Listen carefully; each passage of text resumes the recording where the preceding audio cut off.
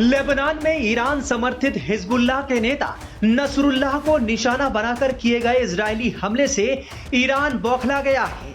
Israeli हमले के ठीक बाद ईरान के सर्वोच्च नेता आयतुल्लाह अली खामेनी ने अपने घर पर ईरान की सर्वोच्च राष्ट्रीय सुरक्षा परिषद की आपात बैठक बुलाई। मीडिया रिपोर्ट्स में ईरानी अधिकारियों के हवाले से ये जानकारी दी गई है।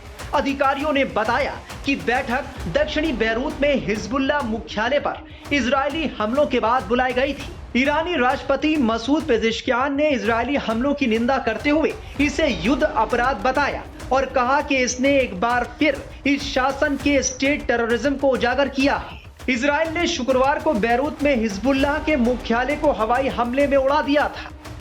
इजरायल ने कहा कि हमले के वक्त हिजबुल्लाह प्रमुख नसरुल्लाह इमारत में मौजूद था। इजरायली डिफेंस फोर्स ने दावा किया है कि हसन नसरुल्लाह इस हमले में मारा गया है। हालांकि ईरान, लेबनान और खुद हिजबुल्लाह इस पर चुप है। इन्होंने हसन नसरुल्लाह की मौत की पुष्टि नहीं की है। ईरान के सर्वोच्च नेता अली खामेनी के सलाहकार अली लारिजानी ने कहा है कि इजरायल लाल रेखा को पार कर रहा है और स्थिति गंभीर होती जा रही है। नसरुल्लाह की हत्या के अटकलों के बीच लारिजानी ने कहा कि हत्याओं से इजरायल की समस्या हल नहीं होगी।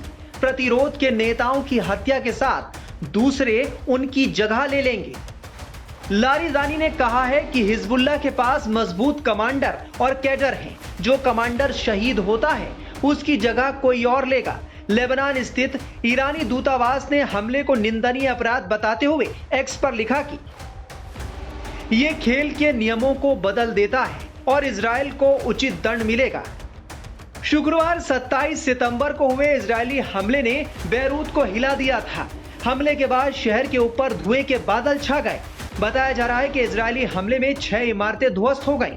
हिजबुल्लाह और इजरायल के बीच लगभग 1 साल से चल रहे संघर्ष में यह बैरूत पर सबसे बड़ा हमला था। नसरुल्लाह की मौत की खबर आने के बाद हिजबुल्लाह निश्चित रूप से दबाव में होगा। इजरायल इस दबाव को एक नई यथास्थिति में बदलना चाहेगा जिसमें उसका उत्तरी इलाका सुरक्षित हो। हालांकि ये जल्द नहीं होगा। हिजबुल्लाह और इजरायल बीते साल 8 अक्टूबर से एक दूसरे के खिलाफ गोलीबारी कर रहे हैं, जिसके चलते उत्तरी इलाके से बहुत से इजरायलियों को अपना घर छोड़कर जाना पड़ा है। हसन नसरुल्लाह की मौत की पुष्टि अगर हो जाती है तो देखना होगा कि ईरान का अगला कदम क्या होगा। हमास चीफ इस्माइल हानिया की मौत के बाद भी ईरान ने कहा था कि वो इजरायल से ऐसा बदला लेगा कि वो याद रखेगा।